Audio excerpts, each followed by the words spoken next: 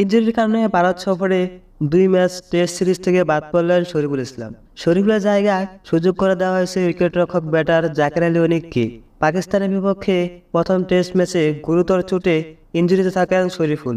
পুরোপুরি ফিট না হওয়া পর্যন্ত দলে জায়গা পাচ্ছেন না তিনি, কারণ টেস্ট ম্যাচে দিনে 15 থেকে 20 ওভার বোলিং দরকার হতে পারে।